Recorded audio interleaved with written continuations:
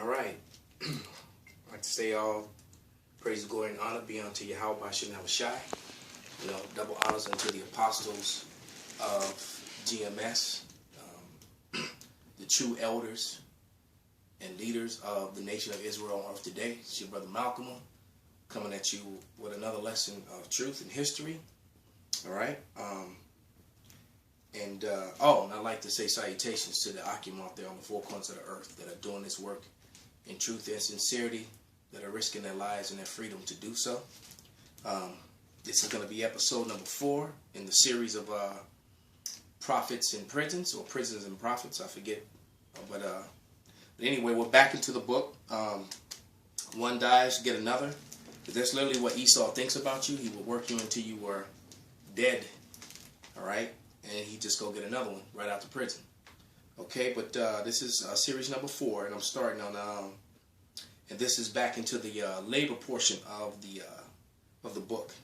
And it says, elsewhere, however, even on plantations, the task system was combined with squad. An anonymous Arkansas prisoner writing around 1910 described the squad system. Squad number was expected to pick 400 to 500 pounds of cotton per day. Squad number 2, 300. Squad number 3, 200 pounds. The squads were based on convicts, work classifications. They were whipped for not completing their task. Sounds a lot like, this is once again that movie 12 Years a Slave comes up, because it gave you a good example of plantation or of task punishment when you don't meet it. All right, if you remember how the slaves were punished when they didn't meet their quotas, man. All right.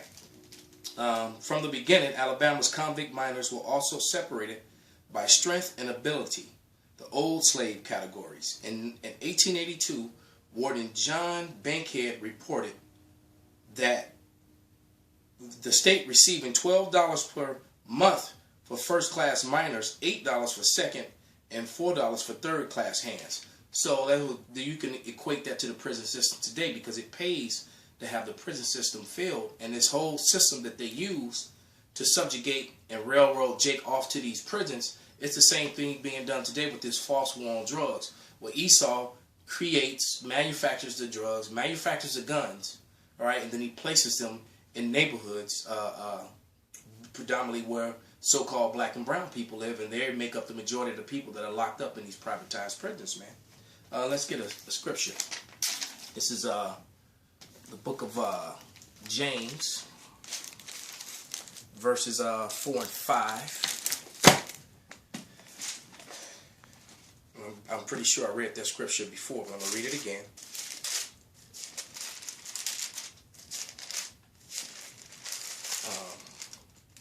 Because we're coming down to the wire on Esau, man. His time is running short. And he's almost out of here, man. I mean, everything's falling apart. Yeah, this is James. I believe it's, what did I write down? 5. Yeah, 4 and 5. It says, behold, the hire of the laborers who have reaped down your fields, which is of you kept back by fraud, crieth, and the cries of them which have reaped have entered into the ears of Yahweh Sabaoth. Ye have lived in pleasure on the earth, and been one time. You have nourished your hearts in the days of slaughter. And I was just downtown with my woman the other day, or I have to believe it was yesterday, and took pictures of mansions that sit elevated in the sky as I was walking by them, because Esau has lived deliciously, man, and they still do. Get a couple more scriptures. This is Leviticus 19 and 13. So let's go to Leviticus 19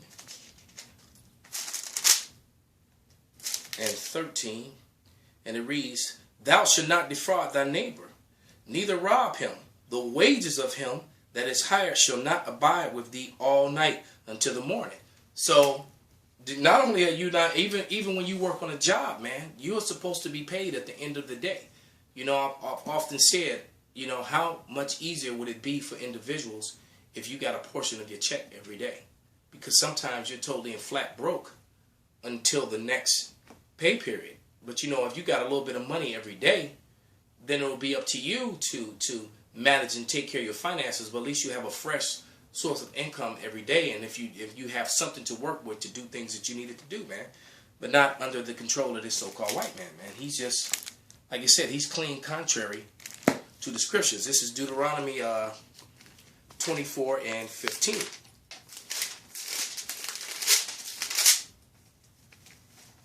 All right. Oh, I'm in Numbers, Salakia. Yeah, 24 and 15, and it reads, "At this day thou shalt give him his hire, neither shall the sun go down upon it, for he is poor, and setteth his heart upon it.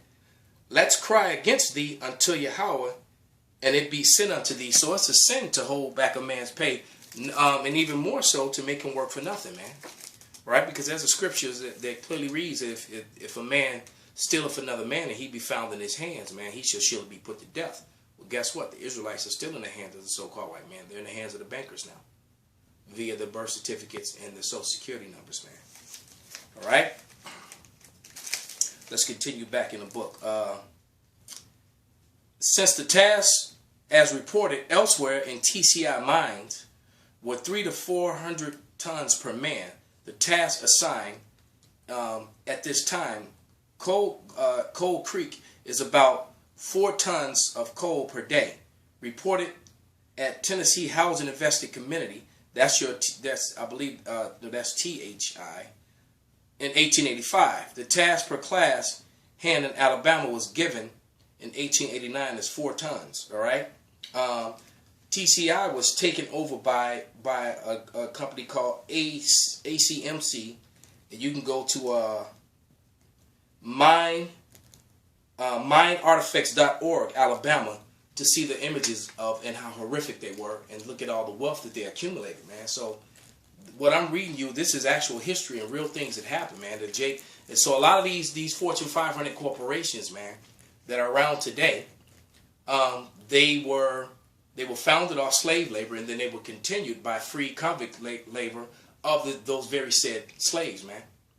So these Edomites have who call themselves Christians, and they're such good and pious people, man. They're as wicked as all outdoors. And then the first thing they begin to scream when you point these sort of things out is that I wasn't there, and it wasn't me, and my parents were immigrant. No, your parents benefited from the thievery that their brethren did.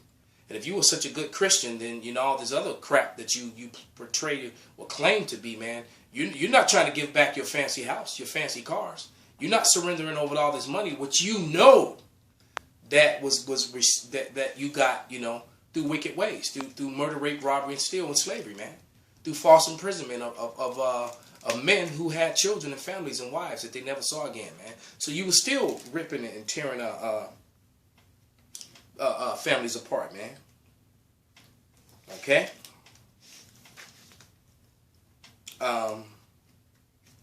Flipping a couple pages, it says the early years of leasing were categorized by drive of the economy. The core coin of all costs. In 1882, Alabama's bankhead said that the prison stockades in his state that are built in most cases with the view of the strictest economy, while Georgia's convicts before the 20-year lease were the 20 years lease, man. They just gave you a 20-year sentence, man, for free. This is ridiculous, man. And sometimes just over jaywalking, man, or talking back to a so-called white man. That was enough to land you, or getting caught drinking in public. When I see Edomites walk down the street, especially after a Cubs or Bears games, man, they walking down the street with beer and alcohol in their hands, man. They don't get arrested. All right.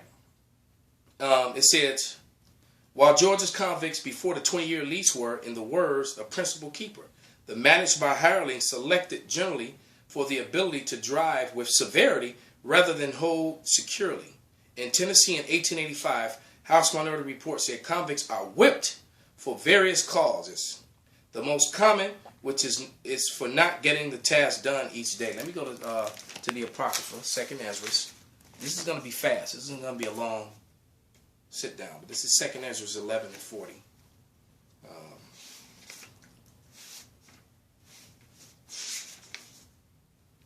it says,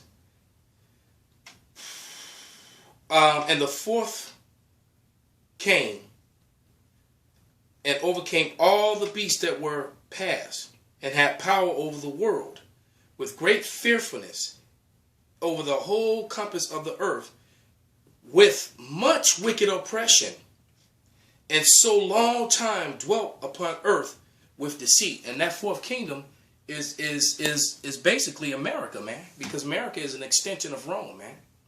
All right, so with much wicked oppression, you're still ruling over the people, man. You falsify news, you murder people, all right. You do false flag events where people die, and and then you get away with it. These Edomites, man, you create these falsified incidents which become actual history, which you've lied about, which is an easy thing to prove. Then you turn around and make movies about them.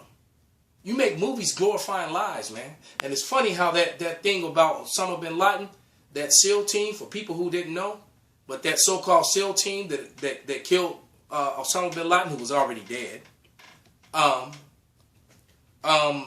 From what I understand, from what I've heard, all the members of that SEAL team is dead now, because dead men don't talk, man.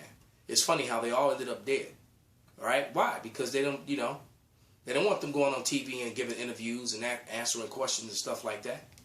Because they'll mess around and get caught up, man. Why? Because that whole thing was a lie, man. Okay? Back into the book. The sugar mill itself represents a large capital investment as well. As Sidney Metz describes, the circumstances of sugar making was drama both of misery and marvelous skill and danger. Boiling and striking, transferring the liquid, all right, and the arrested is boiling. It's boiling when it is ready, require great skill. The sugar boilers were artisans powering. There were considerable danger involved, and the time was enhanced throughout from moment when the cane was perfect for cutting until the semi-crystalline product was poured into molds to drain and be dried. During the harvest, the mills operated unceasingly, and the labor requirements were horrendous. So when you're watching these old black and white movies with all the Edomite kids with their lollipops and their suckers and all their little Christmas candies and their Halloween candies, those candies, that the sugar that was being pressed and being made was being made in a very dangerous manner, which, like I said, if one dies, get another. It was a very dangerous process, and it was being done through prison labor, man. Okay? It says, in the latter part of the 19th century, technological improvements on the mill combined with construction of railroad lines increased greatly the demand of cane. Plantations worked by convicts, therefore, would demand enormous labor inputs. Georgia prisoners, as early as 1870, were paid in tobacco for Sunday work. Texas penitentiary, so now they're going to get you to destroy yourself, destroy your temple, by paying you in tobacco, because you locked up, and a lot of people will smoke when they get stressed out, man. All right, and so that's what they had these inmates doing. They, that become like a small getaway. Then you create this habit and this addiction, all right, and you ruining your body, man. So Esau got you caught up, man. And then when they let you go, they know that they're gonna make money, because that same person who worked for free is not gonna go out and buy it every time they got money, man. Boy, this Edomite, man, they gotta pay, man. It says, but anyway, it says Georgia prisoners as early as 1870 were being paid in tobacco for Sunday work. Texas penitentiary ledgers show convicts receiving extra pay for working nights and Sundays, especially during harvest and processing time. The rate of 50 cents per day or 50 cents per night for the work in Harlem plantation sugarcane rolling in 1889 season, for example. Dave Washington earned $16.50 for working 26 nights and 7 days, while Steve White worked 4 nights for $2. Interesting. And the 7 days while Steve White worked, we had 4 nights for $2. So it was a difference between a Edomite convict and a Jake convict. The Edomite convict actually made a little bit of money, man. Jake didn't get the money anyway. It went to the institution he was in prison for, man. It says, although Harlem Farm was a state-owned rather than lease farm, the practice of paying for extra work was customary on these lease and share farms. Now let's get a few more scriptures, and I'm going to go into the book Hidden Heroism, just to give you an example of how rough the sugar plantations were during the time of slavery, man. And then, you know, in correlation to what we just read in the book. But this is Revelation 18:6. And it reads, "Reward her even as she has rewarded you, and double unto her according to her works. And the cup which she has filled, fill unto her double." So you Edomites are going to get double the pain of destruction, man. This is Psalms 137.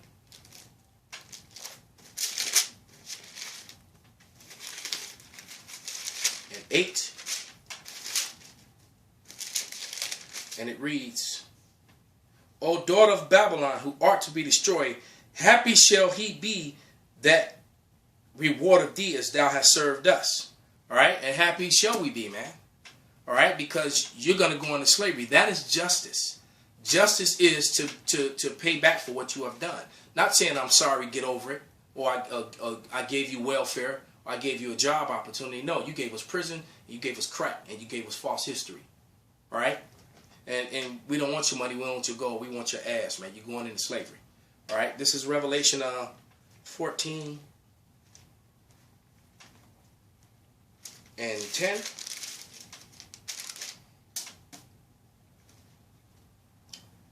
"The same shall drink of the wine of the wrath of Yahweh, which is poured out without mixture, in a cup of his indignation, and he shall be tormented with fire and brimstone in the presence of the holy angels and in the presence of the Lamb." So you're going to be burned and destroyed in the presence of Yahweh Shai, man. This is Jeremiah 50.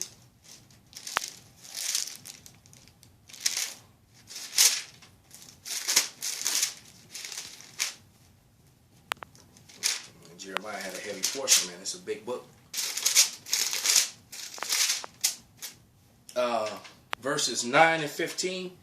Verse 9, it says, "For lo, I will raise and cause to come up against Babylon an assembly of great nations from the north country, and they shall set themselves in array against her.